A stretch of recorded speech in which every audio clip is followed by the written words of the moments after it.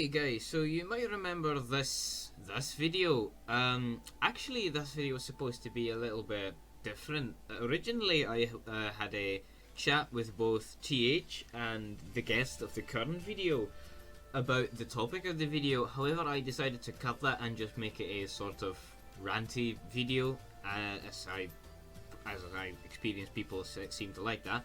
However, I thought it was a real shame that I would just throw all the footage away, or well, footage rather, the entire conversation away that I had with today's guest. So today I'd like to welcome, for the actually second time that I'm doing this, Dr. Kamid.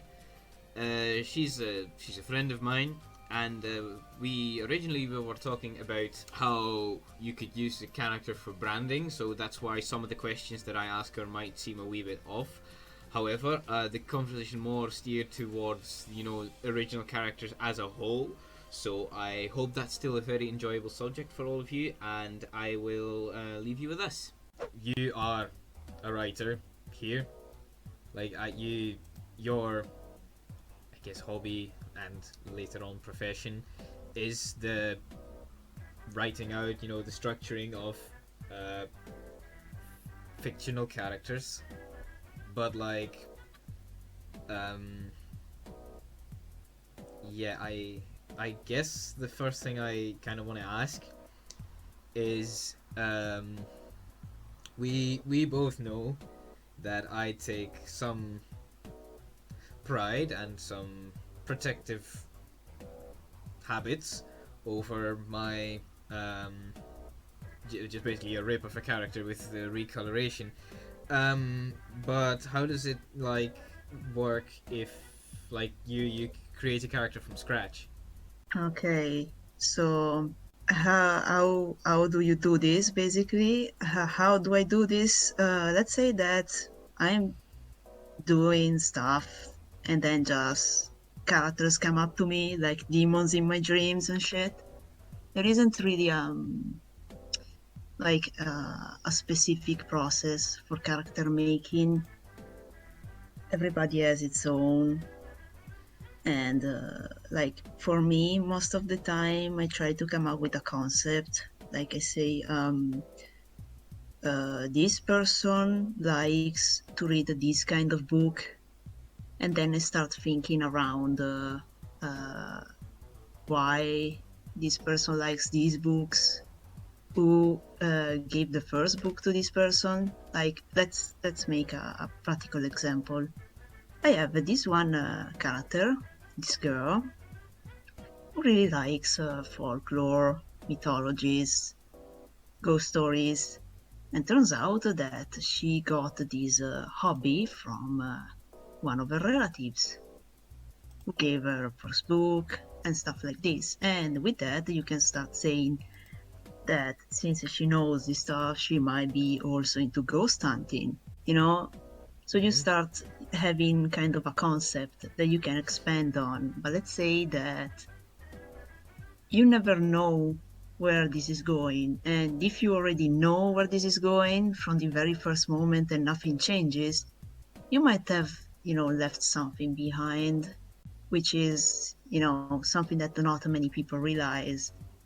Like in my case, I've been writing this specific character I mentioned for about 4 years now, and she's changed a lot from day one, specifically because when you begin, maybe you say, yes, she has a few problems at home, or her family is perfect in every way, and then you realize that that is never the truth, because you either end up with having some person who doesn't realize that people can be sad, or you get a fucking edgy child who is into self-harming, because that's something that many people who make characters do not understand.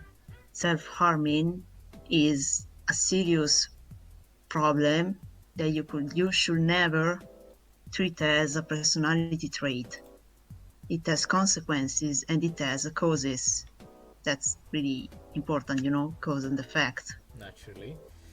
Okay, so you use your character for your works of literature, and then I use a character which essentially is just a blank slate for just channel branding is how I always like to dub it. However, we both know is that all right. You're not in this side of YouTube, but we both know is that some people on this corner of the internet like to give their essentially their blank slates from the start. They like to give them added backstories. I always struggle with finding the point where the backstory becomes the character rather than there is a character who happens to have backstory. When do you think that, especially in like when you mainly just use characters in like for channel branding and how some people use their characters for role plays, like when do you think that the backstory becomes the character? The backstory is part of a character. The thing is, you aren't required really to give, a backstory. Like, I guess we are comparing Caramel to any other character of the ones you mentioned. Yes. You chose to make Caramel because you were into Splatoon, so everybody was doing the thingy, and then you used her for branding, I guess. So like she's just like a seal of quality saying this is what Scotsman does, and that's totally fine. Okay. Or else you can have somebody who just goes make a ink Sona and decides to give it a backstory. Also, I'm just doing the comparison because it's really the same place where both yours and ink Sona started basically. Yes. And in most cases, now I don't want to piss off people or anything, but if you're giving your Sona a backstory, it's just because you realize that having shiny colors or nice clothes isn't enough for it to be, to stand out. Like, yes, you have, yes, your character has green hair or this specific hoodie that has been changed to look in a certain way, but that's still, only one dimension. And then you decide to add a backstory. Now, speaking of backstories for the Sonas, yes, I may want to go no comment on this one. Yeah, I suppose that like the main thing that always bothered me is how people, the word I always like to use is corrupt their their sonas, and it doesn't even like this is beyond Splatoon at this point. Like this goes for furries, for Sonic fans, for Mario, for like anyone. Like there is always this one point where a character, like an original character, a Sona, I suppose there is a point where it becomes too much, like either they give it a backstory that has 6,000 paragraphs, or they make the very flashing colors, and it's just always you can pick them out from a mile away, and I just want to know like how do you, when you want to make something that's really recognizable, how do you avoid making something that's too much? If you want your character to stand out and you're willing to go through writing pages and pages about your character, deciding to think over useless details like how many towers they have in their bathroom or whatever, or the colors, because quirks, stupid details that nobody cares about. At that point, why are you doing it for a Sona?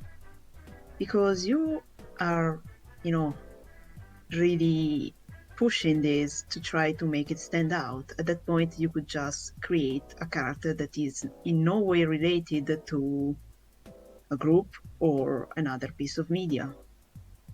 And that's a thing. Also, if you are trying to make your persona special and you suddenly feel compelled to tell me just how long of a schlong he has, or the size of her boobs, or so on, you are trying too hard. And that's really not the way, because yes, that could be a thing, but if that is the first detail you're going to share with people, you're not doing it right. Because the idea is that when you make a character, you want it to be alive. And, you can't just focus on, yes, he has a big schlong, or, yes, she's lesbian, or uh, this person is queer, or this person has horrible relatives and so is constantly depressed. There's more to a person than just one single thing. And if we, I could go in detail on like the waves of trends when it comes to character making. We could be here for a while because we could talk about how Black people used to be the big thing for a while. Then it all went to the LGBT characters. Then it was about females, because females are always treated like they're just an object or whatever. Or, there are several ways. And it could get also very dark, because some people are, they shouldn't have a keyboard sometimes. I completely understand where that's coming from. A little earlier, you touched on how you sometimes how you make a character with an existing branding behind it. How do you feel about like those sources being the birth of a character rather than just a shiny avatar? There is nothing wrong with making characters based on media. There is No, of nothing course. wrong with making an OC that is based on something else. It's absolutely fine. You're free to do it. As long as you're decent about it. It's yeah, really, it's totally fine as long as you keep being decent about it. And also, it's actually a good way to start in making a character, because it's no secret that even the big guys of literature often took inspiration from each other. So you can take inspiration from something. Like, let's say, uh, you want to make an Harry Potter OC. You create this funny wizard guy. But the thing is, sometimes when you do this, turns out that the character with time outgrows the fandom. So, like, instead of having a wizard with the wand or whatever, you decided to add um, like a specific ability. So, like, it can shoot the specific spell easily, and you end up creating your own thing. So it's okay to start from that. In a way, it's really not any lower than creating your own stuff from scratch. It's really always about being decent with it, and also not go over certain limits, like, baby prostitutes or whatever. Yeah, it's not like some of the people that I've covered, where they make their underage characters like they make them do the sex, and it's like, yeah, but they in my head they're of age. It's like, nah, It's still, it's still, it's a child. at least in my opinion, it's not a good thing, because, okay, they do not exist. But the fact you're having that kind of fantasy still means you're jerking off to minors.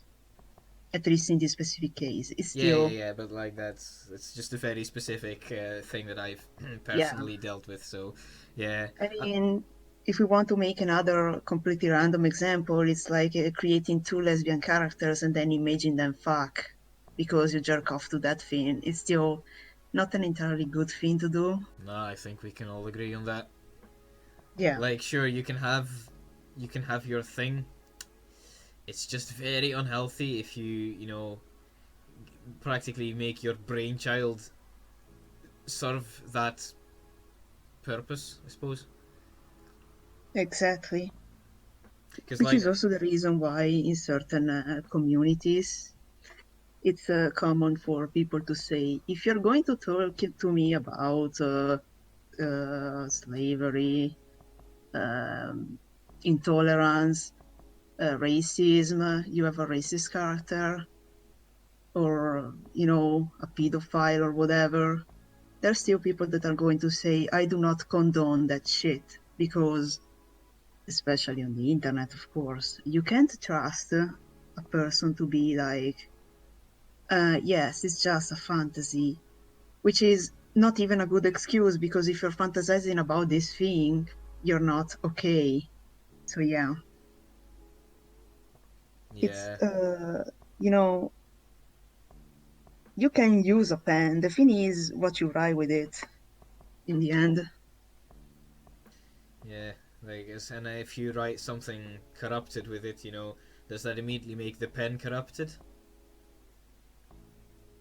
I mean, it's technically not the pen's fault, it's the author's fault. That's Because, true. as usual, writing is just an instrument. It's about what the person does, which is why you can, you know, I'm gonna say something kind of erratic right now, but even Sonichu is actually as much of a character as anything that's out there. You can say that it's a terrible concept, well, not well made, a fucking meme and everything, Yeah, but in terms of value, it can't be considered lower than any other character because at least,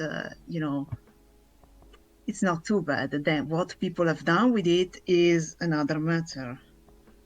But yeah, in itself, creating an OC that is inspired from something else, somebody else's work, is actually okay. yeah. I suppose because if you like with Sonichu, it was back then. It was such an outrageous concept that someone was so willing to come forward about such well, really just an obscene character. I'm not saying bad. I'm just saying obscene. Like that has never. Someone was never that open about having a character like that, and I do suppose that in that sense, nothing's ever too much, but um, I do suppose that you know because of the stuff that people and the writer have done to Sonichu. I'm not defending Sonichu's existence. Please don't get me wrong, but Okay, okay. I'm just saying that uh, that behind the entire idea of Sonitude, people now see what people have done with it and what the author has done with it. Like when they see Sonichi, they don't think, ah, yes, that's that character from that webcomic that was just very poorly drawn. No, they think of the harassment and the memes and everything. It's like on one end it's sad, but on the other end, you know, Yeah, Sonichi it's now bad. stands for something. I mean, this is about it's always about distinguishing between the concept, like the action in itself, and the use and everything related to it. So, like, if we're talking about making a Sonic OC, that's okay. After that, it's always up to the person and everybody who decides to, in some way, work with said character to keep it decent. Because in itself, you can just make an OC, a Sonic OC, and that's fine, just as it is fine, in the same level of making an artificial intelligence who happens to be in the body of a woman with pink hair. The kind of value is the same. Then, of course, it's about talent and about the respect. That's a separate matter, which is something that people often forget. Because, okay, Sonichu has a big pile of shit related to it, but it doesn't make the other OCs from the Funny Hedgehog universe, less valuable than anything from any other media. Of course. It's like the point of having guns. Guns in themselves, you can't say it's the guns' fault, it's the people's fault for having guns around. Like, Yeah. I know several people who would argue otherwise, but that's neither near nor there. I guess I only then have one question to ask you. How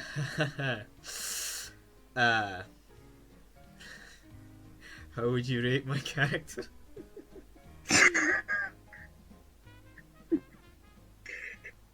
okay, the problem with rating Caramel, if I really need to do this, is that there isn't much known about her. I can see that she has green hair, that she's black, she likes tea, and that's okay.